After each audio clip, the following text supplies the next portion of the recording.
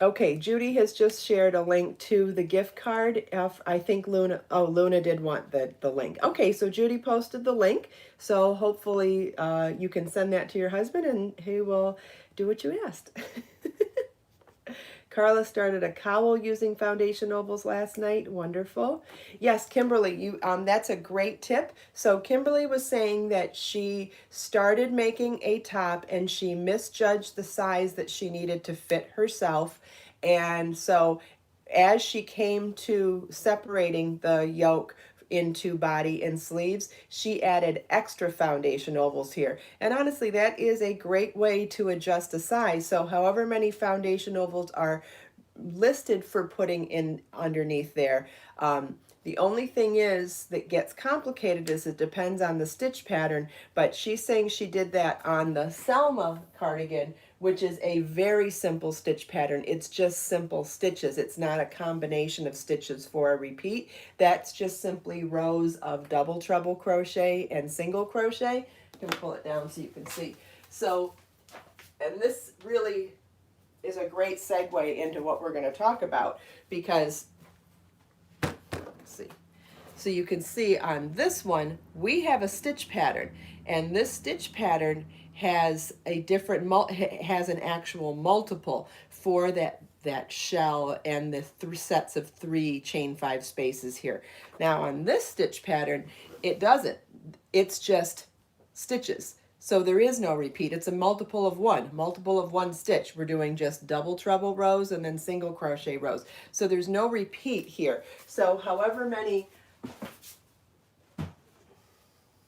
but depending on what kind of foundation oval she added in her underarm would determine how many stitches she would add in the row after the foundation oval. So great segue. So let's talk about the different sizes of foundation ovals. Well, first of all, we've got foundation stitches, right? We've got foundation single crochet, and you can do that technique to any other stitch. So it's foundation single crochet, foundation half double, double, treble, double treble. And really what you're doing in essence is adding an extra chain 1 or an extra yarn over pull through 1 right before you do the section of the stitch that's yarn over pull through 2, which on each of those stitches, the taller the stitch gets, the 1 more repeat of yarn over pull, or of yarn over pull through 2 you do at the end of the stitch. So there's a yarn over pull through 1 just before all of the yarn over pull through 2s. But anyway, you can watch videos on that. We have videos on the stitches that I show you how to do them when they're applicable within a pattern as well. Speaking of which, I really want to get started on making the video for this hat. That's why it's still out here from yesterday. I want to keep it out here and remind myself, make that video. Anyway, so when we're doing foundation ovals, it's different than making foundation stitches because we're creating a hole. And you know, I've talked about this so many times before. Depending on whether you are in low light, you're new to crafting where you don't know where to place your stitches, or you just want something that's easy and quick. Working into holes is so much easier than working into stitches. That's why granny squares are so easy compared to working into stitches, or if you're darker yarn sometimes. Anyway, so when I came up with the foundation ovals, it was to create a place that was easier to work into than working stitches into a starting chain. And what I discovered when doing it is that it has all the benefits of foundation stitches because it has a stretchier edge than an actual chain. And I got distracted for a second. The ads are going on my computer. I never turn the ads off. And I'm reading the stuff, I'm reading the chat. Anyway, where was I going? Well, I really wanted to get back to the sizes. So,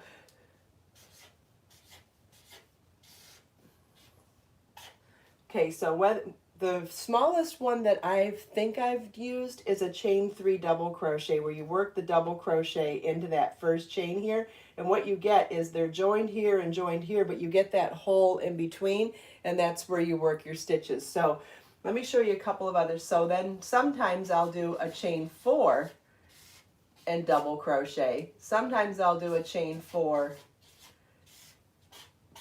and treble crochet. Sometimes I'll do a chain 5 and treble crochet, and sometimes I'll do a chain 5 and double treble crochet.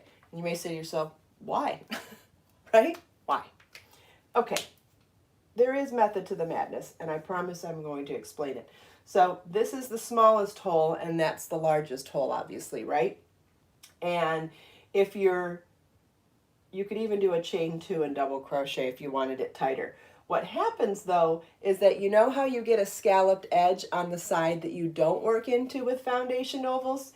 You can exaggerate that scallop if you make an extra chain in there, and you can make that edge extra stretchy with an extra chain in there. So if I'm concerned about something not being stretchy enough, or I want something to be less stretchy, whichever direction you think you need to go, you have the option of doing one more or one less chain within each of those stitches.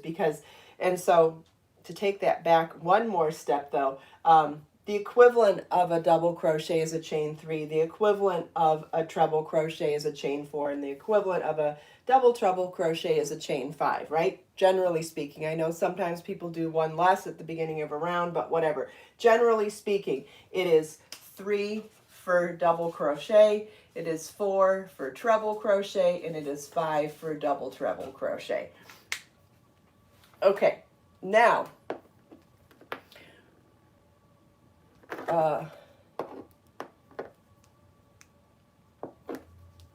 going back to Kimberly's, what did I do?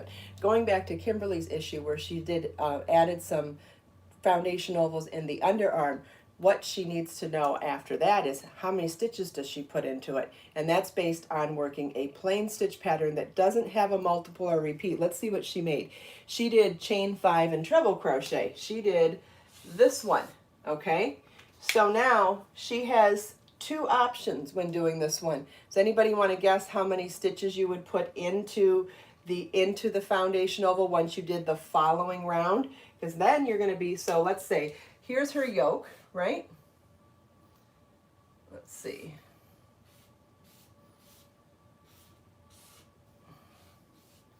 Here's her yoke, here's her sleeve, and here's her body now, right? So as she begins working these rounds of the body, she's got a little foundation oval here and a little foundation oval here before the back. So that's what's combining the fronts to the back. Now in her next round, as she's working her double trebles or her single crochets, whichever round she's doing, she has to decide how many extra stitches is she adding into there. Now she's also trying to change the size, so it's going to be based on her gauge how many actual stitches she needs. So let's try to keep this round numbers, and let's say she needed to add 2 more inches. Let's say she needed to add 2 more inches to her bust circumference. So divided by 2, that would be 1 on each side. And let's say she's getting 4 stitches to the inch. She would need to add 4 stitches on either side. So if, let's put that sideways now. So as she's working this following round, she's going to work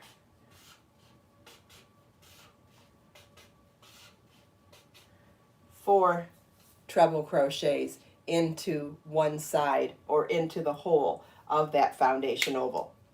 This is super easy when you're using a stitch pattern that has no multiple. Now, let's talk about this one. If you were wanting to do something like that, for this one it gets more complicated because how many extra stitches do you need and how much of a multiple? Well, to give you just some loose idea here, this stitch pattern, hopefully you can see this, this stitch pattern has a multiple here, right? Well, what's great is that this stitch pattern also has a section of chain 5 spaces. So it has chain 5 spaces and it has shells. Now, I don't know what kind of foundation ovals I did at the beginning of this pattern, but I also know that whatever size I did, even if I did smaller ones up here, I knew it was going to start small and grow. If I was making something rectangular where I needed it to stay even on both sides, I'd probably make larger foundation ovals to accompany this. I believe it's a chain 5 space. excuse me, so I would probably use this one, the chain 5 treble or the chain 5 double treble, if I was doing a rectangular wrap that needed to grow on both sides and be even in the middle. Now doing a top-down garment, you can use a smaller foundation oval to start because you're still going to be growing the stitch pattern. Does that make sense? Before I go on, I did want to make sure that that makes sense. And I can't tell if there's a side conversation going on here or if there is another question here. Kimberly says it makes sense so far. Carla says I answered a question. Wonderful. I can't remember, Barbara, if I made the 36 or the 40, but it's probably written in the pattern. I'm pretty sure I made the 40. But I don't recall right now. It's hard to remember all the details off the top of my head. I'm sorry.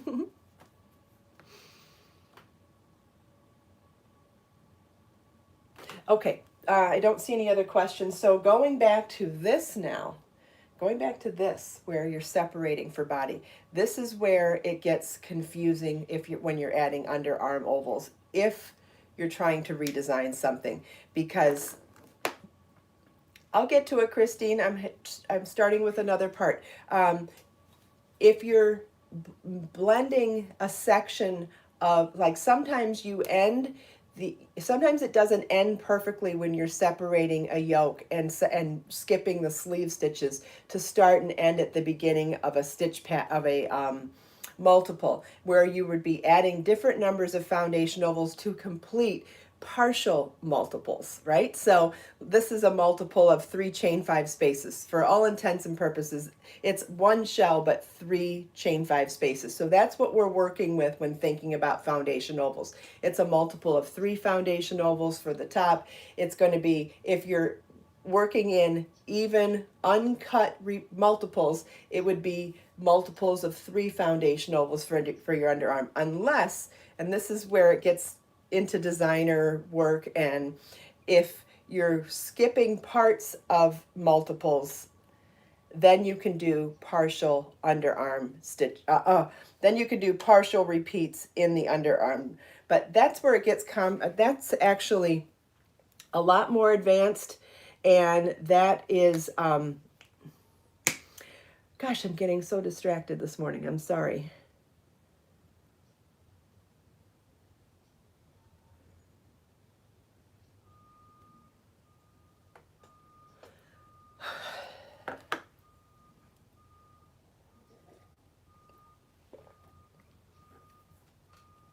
I really lost my train of thought. I'm sorry. You know what? It's this ad. The ads are running on here and just popping on the screen. I'd rather, anyway. Okay, so that can be a little more complicated, but it's not necessary to even go there right now, because that's the beauty of having a pattern written. If you're adjusting and adding more stitches under here, though, or adding more foundation ovals, whatever the pattern calls for in the size you're making, even on this, even if it's a partial, what you don't want to do is just guess and add more partials. You would, whatever the partial is, you would still need to add in multiples of 3, because whatever partial it is, it's there to blend the multiples. So if you added an uneven number at that point, it wouldn't blend them anymore. You would need to add in multiples. Intellectual overload. Yeah, I got a little more complicated. I think everything just got a little more complicated in my head than it was necessary. Sizing is extremely complicated. That's right, Barbara. It's extremely complicated. And then when you add different types of stitch patterns, it can become extremely complicated. Funny side story to tell you is that the Margot top, as simple as that stitch pattern is, it was a nightmare to size that pattern. I went through and did the sizing, and then we did the editing, I don't know, 3 times, and went all the way back to the beginning. I knew the one size worked out fine, but sizing it ended up being so difficult. It took a couple of months of working on it and tossing it and coming back to it and starting all over. It's the first pattern that I had that kind of an issue with in a very, very long time, many, many years. And I don't know if it was because I was distracted. I don't know if it really was complicated. I don't even know what the problem was. But that one, as simple as it looked, was not easy to do. This one was actually quite easy to do. And look, it's a much more complicated stitch pattern. Kimberly, yeah, you know what? You're lucky that you were working on a garment with a simple stitch pattern when you needed to modify it in the middle, because working with a stitch pattern that doesn't have a multiple is much easier for altering like that. So it was lucky that it worked out that way. And it was your first cardigan and you figured out how to adjust it as you were going. That's amazing. Great job. Okay. Now back to the original thing that we were going to talk about today, and that's if you're working on a project that says start with chains, how do you switch to foundation ovals how do you convert that pattern into starting with foundation ovals? So let's go back to this page actually, because you're going to need to ask yourself a couple of questions. Why do I want to add foundation ovals instead of chains? Is it because I don't want to work my stitches into the chains? That's me. Is it because I want a stretchier edge? Possibly. Is it because I want the decorative finish of the scallop of those exposed chains on the opposite side of the oval from where you're working? Possibly. There's lots of reasons why you may want to use a foundation oval instead of a starting chain. And so you need to ask yourself, what are you trying to accomplish? If you're trying to accomplish a looser edge, you may want to consider the right number of chains or an extra chain based on whatever size stitch you're using. Then you may want to consider, what is the stitch pattern? So like if you're doing something simple like this type of a project where there's no multiple, you're just doing double crochet, single crochet, then you really want to count these chains as the number of stitches that your chains that you're replacing. So let's come up with an even number. Let's say your project says, oh, I don't know, chain 100. Okay, let's say it says, is that on camera? Yeah. Let's say your project says to chain 100 and it's just going to be simple stitches afterwards. You could do chain 4 double crochet or chain 4 treble crochet, and then you would work 4 stitches into the side of the foundation ovals. So because you would do the chain 4 to count for the number of stitches that you need. So it'd be chain 100 divided by 4 would be 25 foundation ovals. Okay, does that make sense? So if you're going to just use simple stitches, you would want to count the foundation oval as the equivalent of however many chains you used. Then whatever the original chain was, divide by that number of chains in the foundation ovals, and that will tell you how many foundation ovals to do. That's the simplest version, so let's start there. Yes, Pamela, it's spatial math and geometry. Both are very important for pattern design, whether you're working in sewing, knitting, crochet, or whatever. Yes, Carla, foundation ovals will give you a more symmetrical edge from the beginning to the end, correct.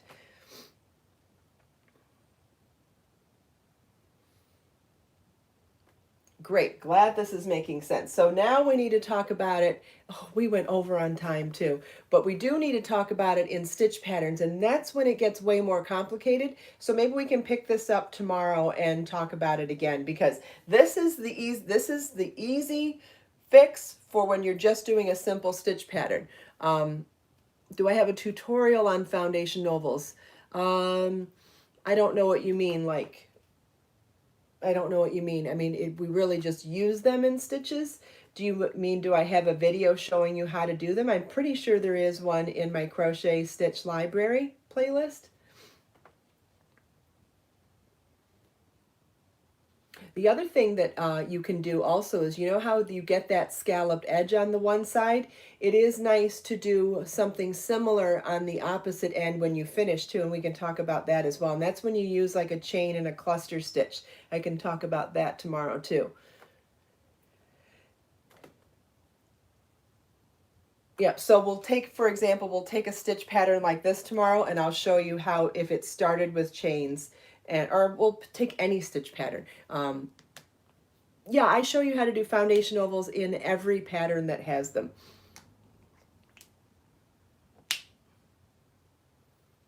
But we'll talk about how to convert a stitch pattern into starting with foundation ovals instead of chains tomorrow. Well, I'm glad everybody has liked this so far. So thank you for joining me today. Thank you for giving me your feedback. I love hearing whether people understand or don't understand what I'm talking about, because it gives me the ability to re-explain it with other words. And sometimes it's just hearing something in a variety of ways to help something click in. But I feel like a lot of people enjoyed it and got some use out of it. Chi-Chi, it's okay that you just showed up now. The live stream gets converted into a video, and you can go back and watch the whole thing in a couple of minutes if you want to learn about what we talked about today with foundation ovals.